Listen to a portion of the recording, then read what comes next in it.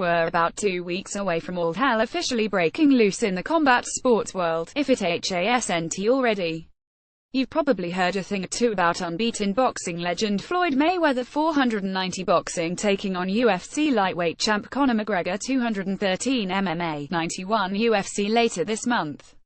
The two meet in a crossover boxing match, McGregor's first, on August 26 at T-Mobile Arena in Las Vegas in what is expected to be the most lucrative fight in history. You've also probably heard a thing or two about how McGregor really doesn't have much of a shot against a man who will be in his 50th boxing match. Mayweather opened as a 121 favorite, though those odds have been bet down to 71. Sure, the MMA contingent has a list of reasons why McGregor could pull off a stunner, but the odds are what they are for a reason. But Tuesday, Mayweather sat down with ESPN's Stephen A. Smith, presumably willingly, and rattled off a whole bunch of reasons why, wait for it, why McGregor could, or even should, beat him. Bear in mind, we're only a few weeks removed from the massive press tour Money Mayweather and McGregor did in Los Angeles, Toronto, Brooklyn and London, during which Mayweather made no bones about McGregor having no shot. But with Smith, with the fight looming, his tune seemed to change. According to Mayweather, it's all about McGregor's youth, height and reach. And then the typically brash Mayweather added some self-criticism to the interview, admitting he'll have ring rust, that helps lost a step, his power is gone, and HES slipping. Was it a moment of brutal honesty and self-reflection, or was it reverse psychology? When you look at myself and Conor McGregor on paper, HES taller, has a longer reach, HES a bigger man from top to bottom, Mayweather told Smith.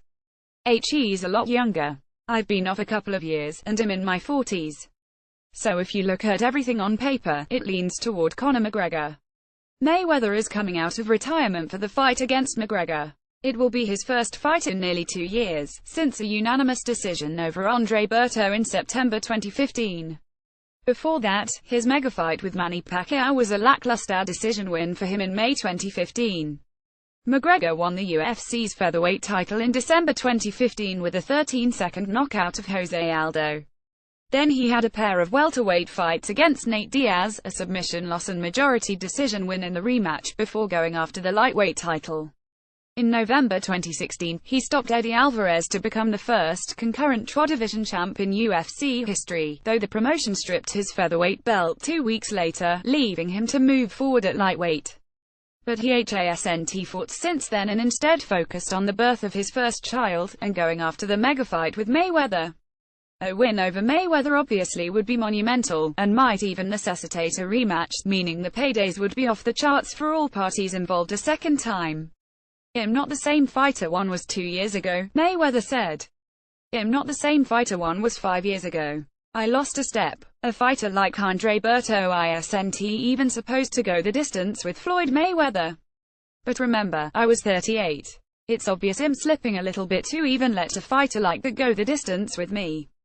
I'm not what I used to be. I used to have a 90% knockout ratio. It's obvious I slipped somewhere. Something has taken a toll on my career. In actuality, the closest Mayweather ever was to a 90% knockout ratio was 7 fights into his career, when he had 6 knockouts for an 86% clip. 30 fights into his pro career, his knockout ratio was at 70%. But despite seeming to upgrade McGregor throughout, Mayweather still believes the fight is his. I didn't say I couldn't fight. I just said I'm not the same Floyd Mayweather I once was. For more on the money fight Floyd Mayweather vs. Conor McGregor, check out the MMA Rumors section of the site.